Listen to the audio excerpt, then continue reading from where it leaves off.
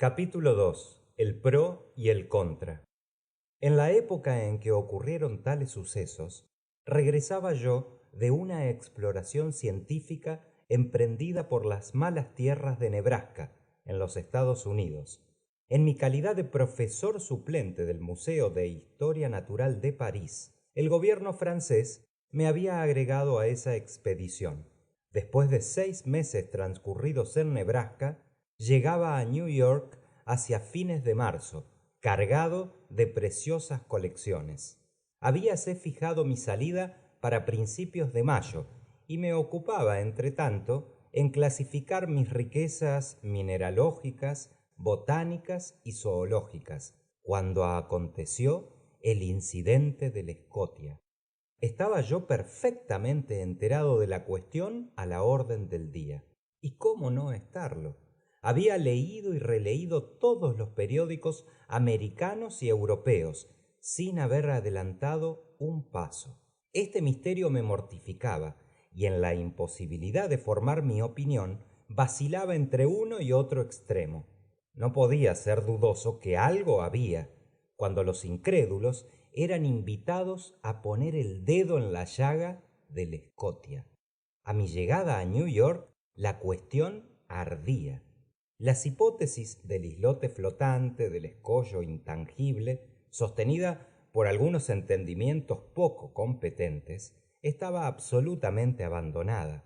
Y en efecto, a no tener el escollo una máquina en sus entrañas, ¿cómo podía moverse con tan prodigiosa velocidad? Asimismo quedó desechada la existencia de un casco flotante de algún enorme resto de naufragio, siempre por la inexplicable rapidez del movimiento.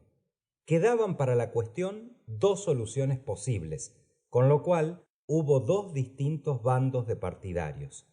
Por un lado, los que estaban por un monstruo de fuerza colosal. Por otro, los que suponían la existencia de una embarcación submarina con extraordinaria fuerza motriz. Pero esta última hipótesis, muy admisible con todo, no pudo resistir a las investigaciones que en ambos mundos se hicieron. Era poco probable que un simple particular tuviera a su disposición semejante ingenio mecánico. ¿Cuándo y dónde lo hubiera construido? ¿Y cómo mantener secreta la construcción? Solamente un gobierno podía poseer semejante máquina destructiva, y no era imposible que en estos desastrosos tiempos en que el hombre se ingenia para multiplicar la potencia de las armas, ensayase un Estado, sin saberlo los demás, aquel formidable mecanismo. Después de los chasebots, los torpedos.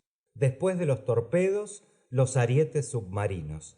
Y después, la reacción. Al menos así lo espero. Mas la hipótesis de una máquina de guerra cayó también ante la declaración de los gobiernos. Como se trataba del interés público, puesto que se perjudicaban las comunicaciones transoceánicas, no podía dudarse de la franqueza de los gobiernos. Por otra parte, ¿cómo admitir que la construcción del buque submarino hubiese pasado desapercibida para el público? Guardar el secreto en estas circunstancias es dificilísimo para un particular y ciertamente imposible para un Estado, donde todos los actos son obstinadamente vigilados por las potencias rivales. Luego, después de todas las pesquisas hechas en Inglaterra, Francia, Rusia, Prusia, España, Italia, América y aún Turquía, quedó definitivamente desechada la hipótesis de un monitor submarino. Volvió el monstruo a flote, a despecho de las incesantes bromas con que le alanceaba la prensa festiva. Y una vez en esta vía, las imaginaciones se dejaron llevar a las más absurdas cavilaciones de una ictiología fantástica. A mi llegada a New York me hicieron muchas personas la honra de consultarme sobre este fenómeno en cuestión. Había yo publicado en Francia una obra en cuarto y en 2 tomos, titulada Los misterios de los grandes fondos submarinos. Este libro, del gusto particular del mundo sabio, hacía de mí un especialista en este ramo bastante oscuro de la historia natural. Pidiéronme mi parecer, y mientras pude rechazar la realidad del hecho, me ceñí a la negativa más absoluta. Pero muy luego, rendido a la evidencia, debí explicarme categóricamente. Y así, el honorable Pedro Aronnax, profesor del Museo de París, fue emplazado por el New York Herald para formular una opinión cualquiera. Tuve que ceder y hablé por no serme ya posible callar. Discutí la cuestión por todas sus fases, política y científicamente, y reproduzco aquí la conclusión de un artículo muy nutrido que publiqué en el número del 30 de abril. Así pues, decía yo, después de haber examinado una por una las diferentes hipótesis, quedando desechada toda otra suposición, es necesario admitir la existencia de un animal marino de excesivo poder. Las grandes profundidades del océano son completamente desconocidas para nosotros. La sonda no ha podido alcanzarlas. ¿Qué pasa en esos abismos lejanos? ¿Qué seres habitan y pueden habitar a 12 o 15 millas debajo de la superficie de las aguas? ¿Cuál es el organismo de esos animales? Apenas es posible conjeturarlo. Sin embargo, la solución del problema que me han propuesto puede afectar la forma de dilema. O conocemos todas las variedades de seres que pueblan nuestro planeta, o no las conocemos. Si no las conocemos todas, si la naturaleza tiene secretos todavía para nosotros en ictiología, nada más aceptable que la existencia de peces o cetáceos, de especies y aún de géneros nuevos, de organización esencialmente dispuesta para habitar los fondos y las capas inaccesibles a la sonda, y que por un acontecimiento cualquiera, por un capricho, por un antojo, vienen muy de tarde en tarde al nivel superior del océano. Si por el contrario conocemos todas las especies vivientes, es preciso necesariamente buscar el animal de que se trata entre los seres marinos ya clasificados. Y en este caso yo estaría dispuesto a admitir la existencia de un narval gigante. El narval vulgar, o unicornio de mar, alcanza a veces la longitud de 60 pies. Quintuplicad, decuplicad esta dimensión, dad al cetáceo la fuerza proporcionada a su talla, acrecentad sus armas ofensivas y obtenéis el animal deseado. Tendrá las proporciones determinadas por los oficiales del Shannon, el instrumento exigido para la perforación del Scotia y la fuerza necesaria para abrir brecha en el casco de un vapor. En efecto, el narval se halla armado con una especie de espada de marfil o alabarda, según la expresión de ciertos naturalistas. Es un diente principal con la dureza del acero. Algunos de estos dientes se hallan implantados en el cuerpo de las ballenas, a las cuales ataca siempre el narval con ventaja. Otros han sido sacados no sin trabajo de los fondos de embarcaciones, atravesadas de parte a parte como el barreno de un tonel. El Museo de la Facultad de Medicina de París posee una de estas defensas que tiene 2 metros 25 centímetros de longitud por 48 centímetros de anchura en la base. Pues bien, suponed un arma 10 veces mayor y el animal 10 veces más poderoso. Lanzadlo con una velocidad de 20 millas por hora. Multiplicad su masa por su velocidad y obtendréis un choque capaz de producir la catástrofe ocurrida.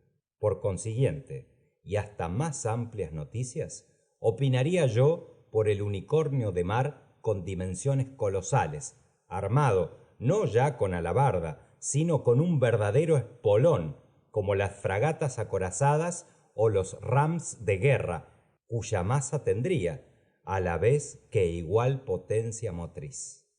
Así podría explicarse el fenómeno indefinible, a no ser que, a pesar de todo lo visto, sentido y experimentado, no hubiese nada, lo cual también sería posible.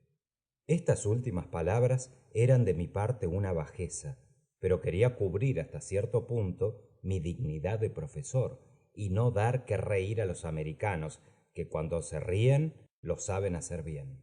Me reservaba una escapatoria y en el fondo admitía la existencia del monstruo. Fue mi artículo calurosamente debatido, lo cual le dio mucha publicidad, conquistando algunos partidarios.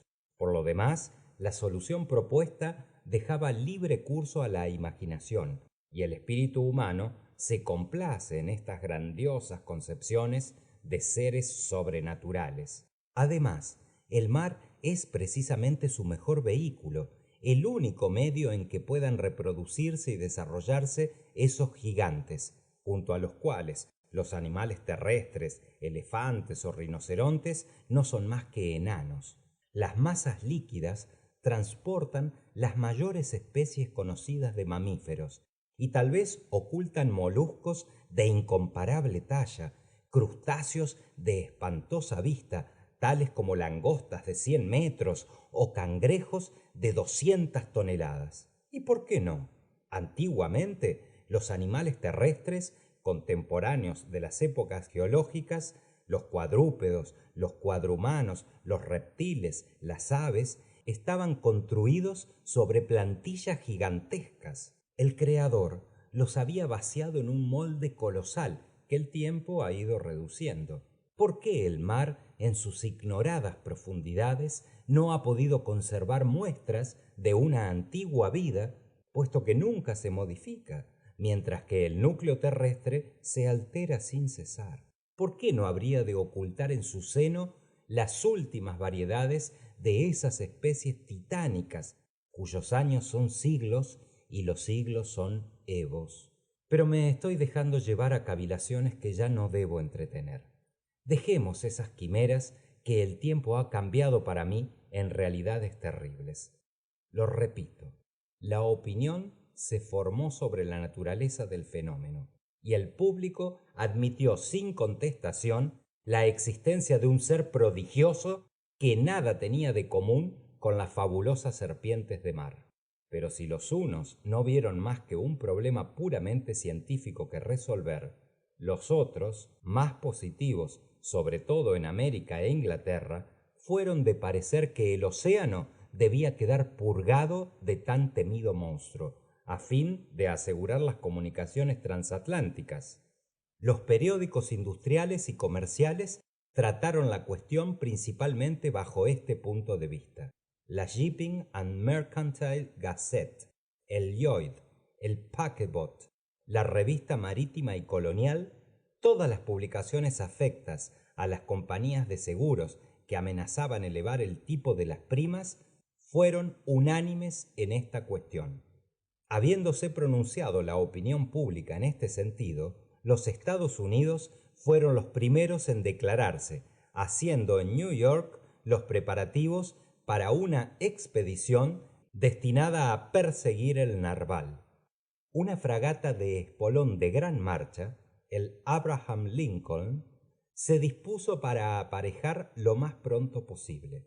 Los arsenales se pusieron a disposición del comandante Farragut, que activó el armamento de su fragata. Precisamente como siempre sucede, desde que se pensó en perseguir al monstruo, nadie durante 2 meses volvió a hablar de él.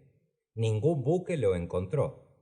Tanto se había hablado, hasta por el cable telegráfico transatlántico, que no parecía sino que el unicornio había llegado a saber las tramas que se urdían contra él.